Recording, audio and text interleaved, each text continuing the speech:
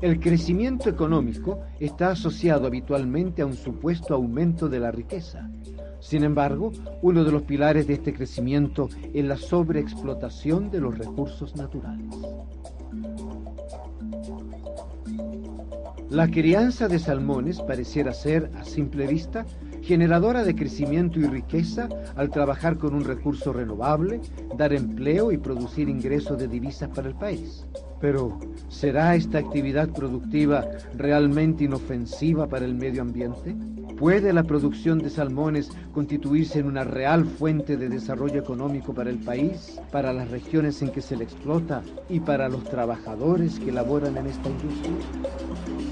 Crecimiento infinito, el mito de la salmonicultura en Chile.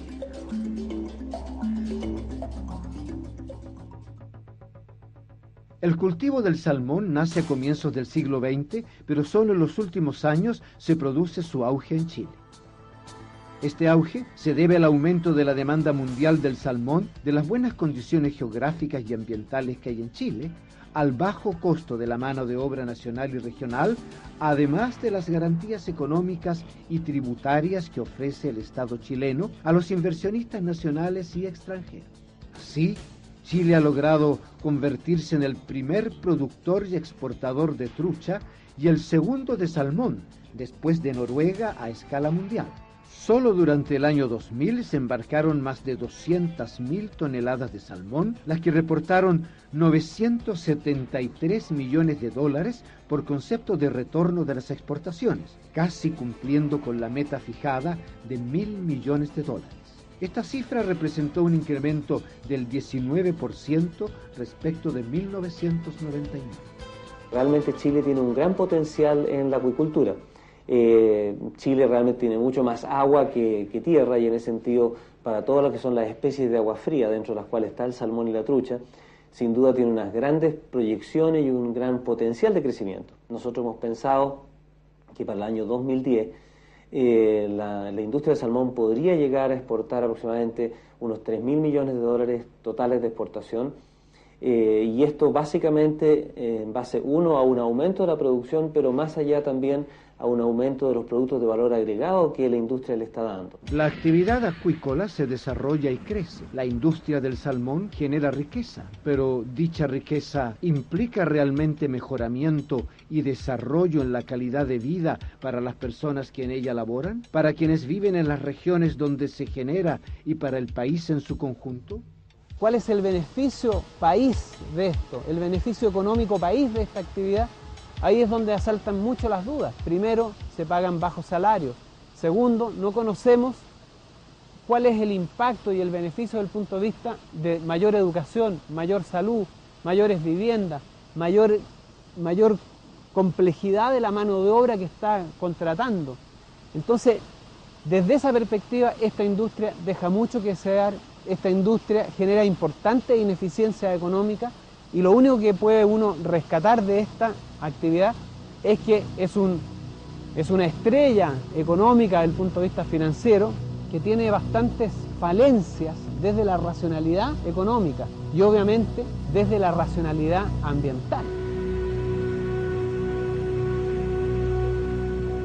Hace 30 o 20 años atrás se pensaba que la acuicultura iba a ser la forma de que íbamos a salvar al mundo del hambre. Era la forma de cómo íbamos a transformarnos de ser pescadores, íbamos a transformarnos en cultivadores del mar. Sin embargo, seguimos pescando para alimentar otros peces, y al hacer esto estamos perdiendo gran cantidad del alimento en esta transferencia a estos otros peces. Toda la alimentación en sistemas intensivos en acuicultura, incluyendo los salmones, todos los peces de óseo y los camarones, por ejemplo, es, entre comillas, ineficiente desde el punto de vista del ecosistema, porque se necesita transformar una mayor biomasa de peces vivos para transformarlos en harina de pescado. Entonces, para alimentar 1 kilo de salmón se ocupan más o menos, no sé, puede ser entre 3 y 5 kilos de peces frescos. Hay que pensar que a nivel del planeta Estamos hablando de cerca de 850 millones de personas que tienen insuficiencia alimentaria, que sufren hambre. En este contexto, esta industria, ¿qué es lo que hace? Está eliminando un recurso barato, en cantidad importante, 3 kilos, para producir 1 kilo de salmón, que no es precisamente para aquellos que tienen insuficiencia alimentaria, sino que para aquellos que están ya sobrealimentados. Entonces, desde el punto de vista de la razón económica, ese es otro factor de ineficiencia importante a considerar. La producción de alimentos para salmones no solo involucra un gran consumo de otras especies marinas. En la práctica, el 70% del alimento utilizado se pierde al depositarse como sedimento en el fondo marino. Queda una cantidad importante del nitrógeno en la columna de agua y una cantidad de fósforo que va a los fondos. Y esto produce efectos ambientales tanto en el fondo marino como en la columna de agua. Esos efectos que se han medido son cambios o la desaparición de algunos organismos que viven en los fondos, aparición masivamente de otros organismos que pueden vivir en forma muy abundante en estas áreas. También en la columna de agua queda nitrógeno en gran abundancia y ese nitrógeno puede fomentar la aparición y la exacerbación del crecimiento de microalgas.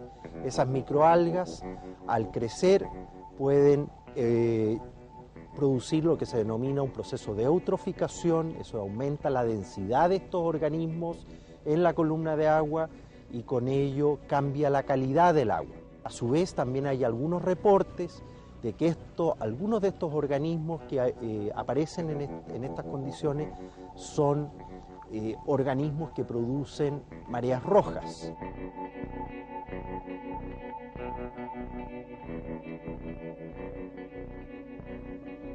Las presas ya se está corriendo, se está yendo, se están perdiendo. Entonces, si tú ves un agua contaminada, no puedes vivir ahí, tienes que buscar otro ámbito. Eso es lo que está haciendo el pescado, se está yendo, se está saliendo afuera. Si antiguamente tú ibas aquí a la orilla y encontrabas cualquier pescado, en las mismas rocas encontrabas metidos por ahí. Ahora y ahora no, ¿para dónde? Ahora no, porque Si las cuantas que pasan están peladas, no hay marisco ni nada. A la contaminación producida por el alimento se suma otra menos evidente. Los salmones criados en Chile pertenecen a especies traídas desde otras regiones del planeta. Esto ha significado la introducción de varias enfermedades que anteriormente no existían en el país y, por lo tanto, el empleo de fármacos, químicos y antibióticos a escala industrial. Hay un riesgo claro de que introducir ovas al país es un permanente problema de riesgo para traer enfermedades. En relación a las enfermedades, quizás los mayores problemas han sido por enfermedades nuevas que han afectado a los salmones traídos a Chile. Organismos que han vivido en otra parte han llegado acá y han quedado en contacto con patógenos con los cuales ellos nunca habían estado en contacto. Y por lo tanto son lábiles a esos patógenos. Y hay enfermedades nuevas que se han descrito para nuestro país. Por esas causas se han usado y en general en algún tiempo indiscriminadamente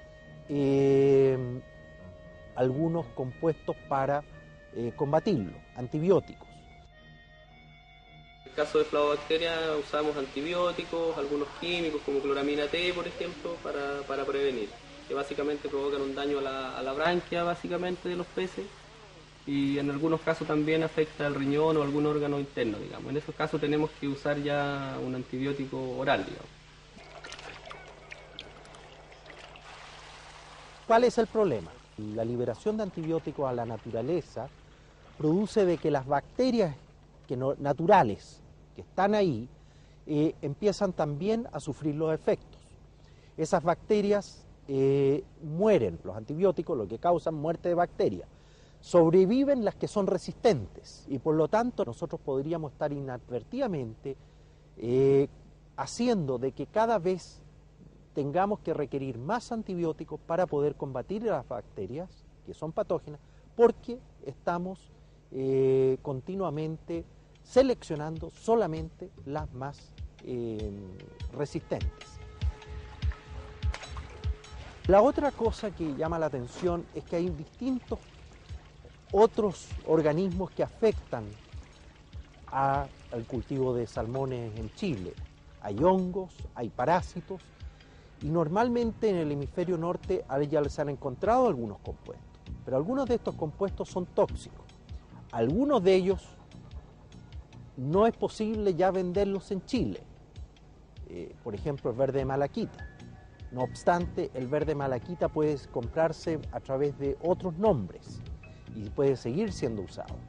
Y como lamentablemente no está regulado, no hay mucho control sobre su uso.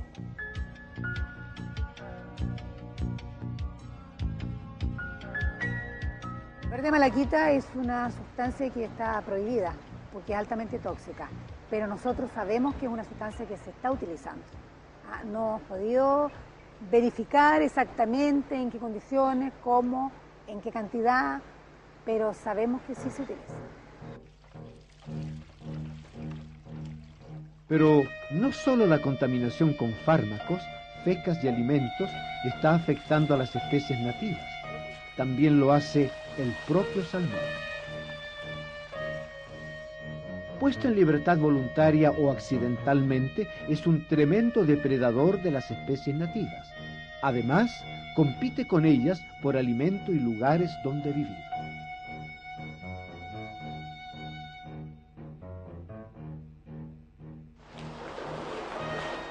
Esta especie exótica es portadora de enfermedades y parásitos que terminan afectando a la población nativa.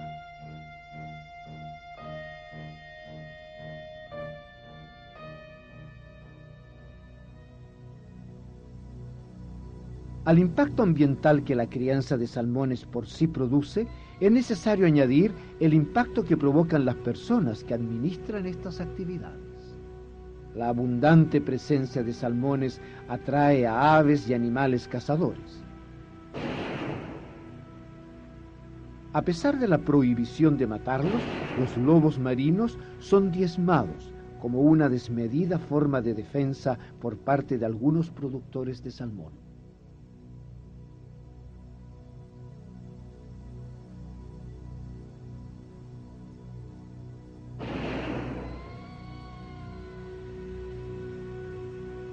El daño al medio ambiente provocado por las empresas salmoneras no solo afecta a los equilibrios del ecosistema, es además una actividad que genera cambios en las relaciones entre las personas y la vida cultural de las regiones donde están instaladas. Cambios que afectan especial y profundamente a los pescadores artesanales.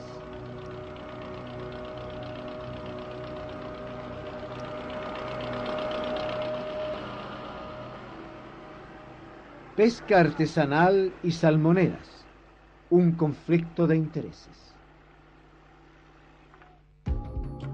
La industria salmonera produce diversos problemas ambientales en los ecosistemas acuáticos y origina crecientes conflictos con otros sectores productivos, como los pescadores artesanales de la región. Hombres tradicionalmente dedicados a la pesca, a la recolección de mariscos, algas y a la pequeña agricultura han emigrado y pasado de una categoría, donde eran dueños de su subsistencia, a la dependencia de terceros para subsistir. Han vendido sus tierras, empobreciéndose junto a sus familias, contribuyendo así a la pérdida de una cultura propia de la costa del sur chileno. Cuando un pescador artesanal deja de trabajar en su actividad originaria, milenaria, donde uno se sube arriba del bote, navega, siente el aire fresco, la brisa, el agua que lo moja, siente la libertad de mirar en el horizonte y decir, bueno, todo esto es mío.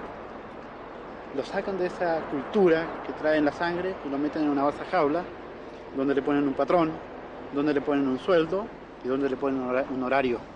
Se quiebra todo este concepto cultural de libertad y nos esclavizan, nos encierran como mano de obra barata para la gran empresa. Aparentemente, Nadie obliga al pescador artesanal a abandonar su forma de vida y sus costumbres, pero el creciente grado de contaminación está sofocando progresivamente a este sector. Tenemos un montón de contaminación y eso está perjudicando día a día a nosotros, que nos permite menos ingresos para nuestra familia, ya que los productos que estamos sacando están siendo muy poco cotizados ya en el mercado. Ya no te saca esa especie, por ejemplo, especies que salían el robalo, el chancharo, la cabrilla, son especies que andan siempre a poca profundidad y siempre en las costas. Y todo eso ahora se ha perdido. No existe nada de eso. Hoy día tenemos más o menos un 40%, 50% me atrevo a decir, de bancos naturales muertos. Aquí hay gente que ha hecho estudios, ha bajado a ver la inmundicia que queda abajo.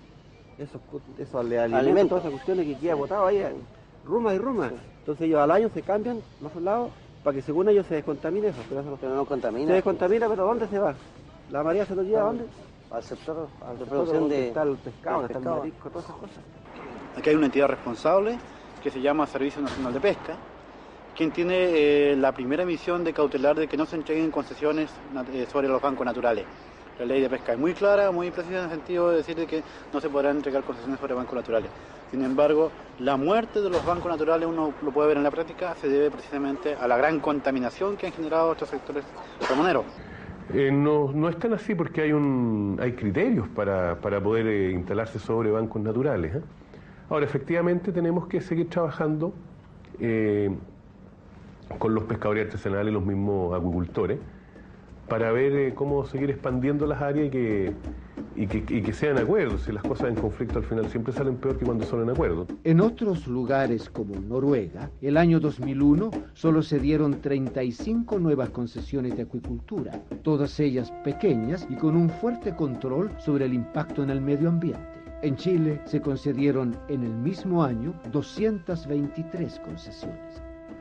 Actualmente ahora está todo el borde costero de aquí, de la 10ª región casi, pedido por los salmoneros, así que nosotros no tenemos lugar para nada. El hecho que estén instalados en algunas áreas que impide actividades de pesca, son áreas que se declararon en su minuto aptas para la acuicultura. Pero si hay algunos lugares donde puede haber problemas, bueno, tenemos que conversarlo, porque la idea es que se pueda convivir todos en una misma actividad. Ahora, la acuicultura es hasta la primera milla, Los pescadores pueden pescar un poco más allá de la primera milla, y no es en todo el litoral, sino que son en algunas partes del litoral. Nosotros aquí siempre ha ido un reclamo sobre eso, pero como son capitales muy grandes que a nosotros siempre están desplazando. Siempre las situaciones de controversia son mucho peores que las situaciones de acuerdo. Y esa es una parte de nuestra misión, tratar de que se pongan de acuerdo, aunque es un conflicto entre particulares, pero al gobierno le interesa que los particulares estén de acuerdo porque eso permite un mayor desarrollo finalmente. Desgraciadamente el Estado aquí está apostando a la gran empresa, en desventaja de los pueblos originarios costeros de las costas chilenas, sobre todo de las aguas interiores de la 11ª región, porque ha generado políticas económicas, políticas ambientalistas a la altura de las necesidades del sector salmonero. La creciente demanda por harina de pescado para la fabricación de alimento para salmones se suma a la contaminación provocada por las salmoneras. Ambos factores están virtualmente estrangulando a la pesca artesanal, generando nuevos cesantes que el día de mañana serán probablemente contratados como obreros por las propias empresas salmoneras. Sin embargo, para quienes ya trabajan en estas empresas, las condiciones laborales están lejos de ser las más adecuadas a una industria que ostenta los elevados índices de rentabilidad que exhiben las salmoneras en Chile. La expansión de las salmoneras en Chile fue posible gracias al modelo de desarrollo económico que se ha impuesto en el país y ha producido cambios estructurales en la economía regional durante la última década.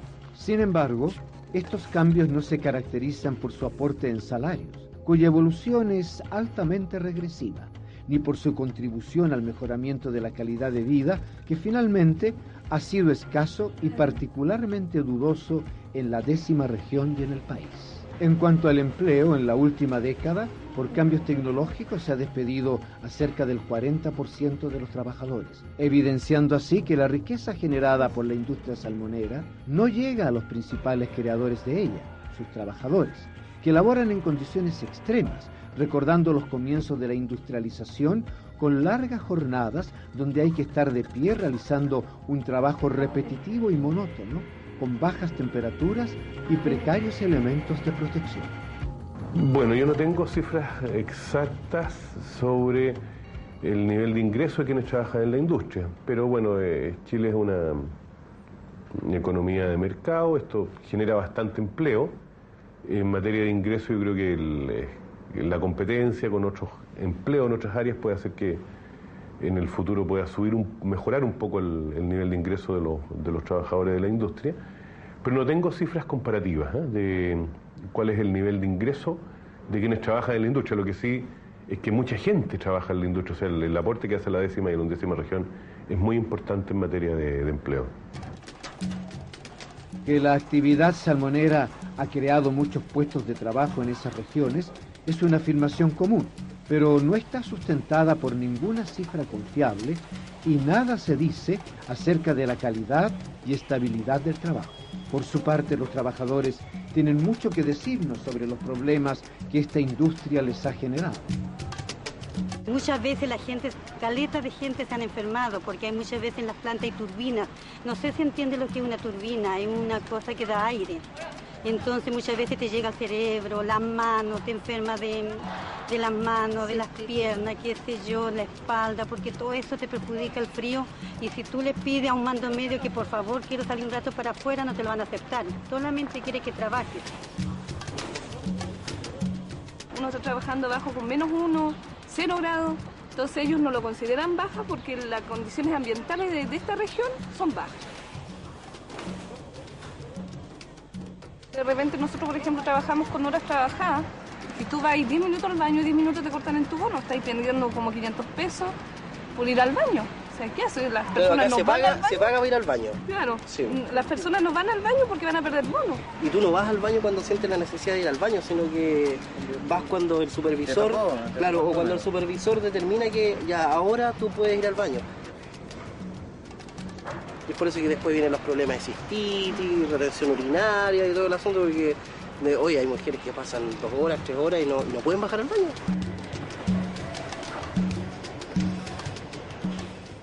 Mucho se ha dicho, incluso altos personeros de gobierno dicen que en Chile se trabaja mucho y se produce poco.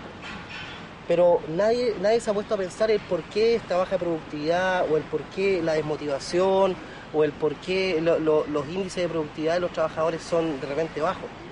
En la industria salmonera, más del 65%, yo me atrevería a decir que el 70% de los trabajadores de los trabajadores de esta industria son mujeres.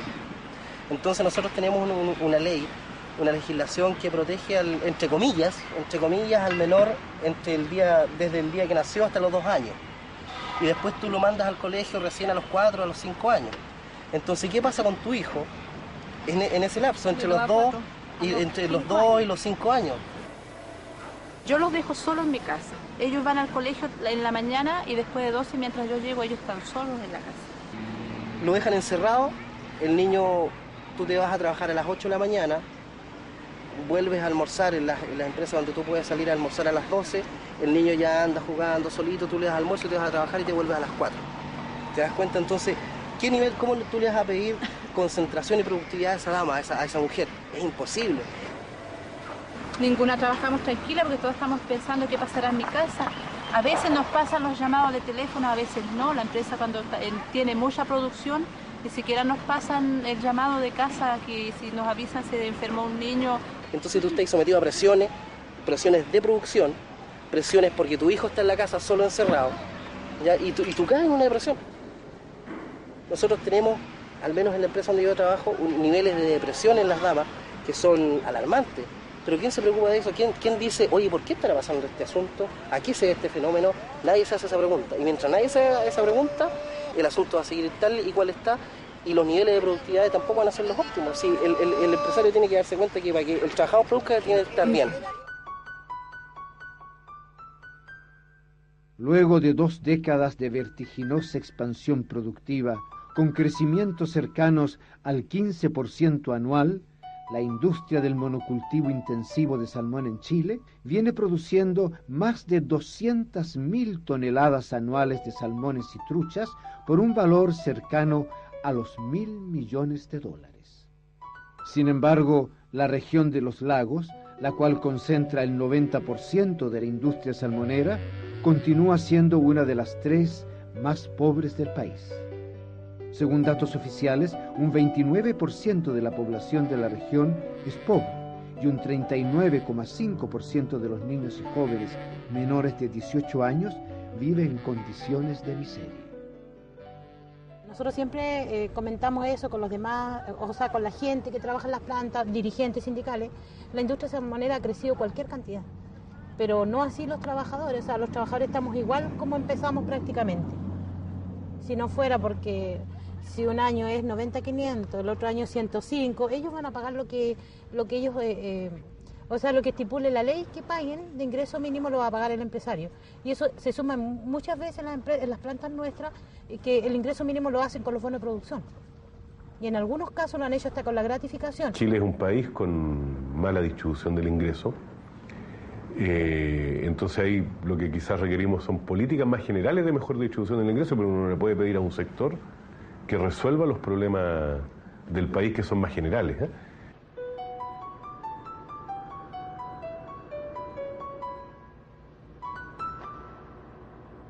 A nosotros nos interesa tener las empresas que surjan, que produzcan para que gane la empresa, pero también nosotros necesitamos que ellos también distribuyan lo que ganan un poco en la gente. La industria del salmón en Chile no solo plantea el problema de la falta de equidad a la hora de compartir sus beneficios, es además una actividad que implica un alto costo medioambiental, lo que obliga a cuestionarse sobre su real eficiencia. Respecto al futuro de esta industria, lo que nosotros esperamos es que efectivamente esta industria se oriente en la dirección de la sustentabilidad. Es decir, que internalice los costos, que pague los costos que está produciendo y que no se los pase al país, que no lo paguen los trabajadores de la industria salmonera, que no lo paguen los habitantes de la 10ª región y que no lo pague el país en términos de pérdida de un capital natural importante, de importancia significativa como es el agua. Entonces, lo que nosotros creemos que esta industria puede perfectamente hacer es internalizar estos costos, pagarlos y no esconderlos debajo de la alfombra, porque eficiencia es precisamente eso, generar un excedente económico a partir de que todos los costos en que yo incurro los pago. Pero lo que ocurre con esta industria es que parte importante de los costos los está metiendo debajo de la alfombra, se los está pasando al país, al Estado, a los ciudadanos, a los trabajadores. Entonces lo que nosotros esperamos es que estos costos sean pagados. Es posible pensar tanto en tecnología como en asignaciones de fondos y de excedente para una actividad mucho más sustentable. Existe la tecnología, existen los recursos económicos suficientes y existe la conciencia necesaria a nivel de la industria mundial sobre esta actividad para reinducir, para provocar, para presionar a la industria hacia actividades más sustentables. Cuando pensamos en desarrollo, ¿qué es lo que nos interesa?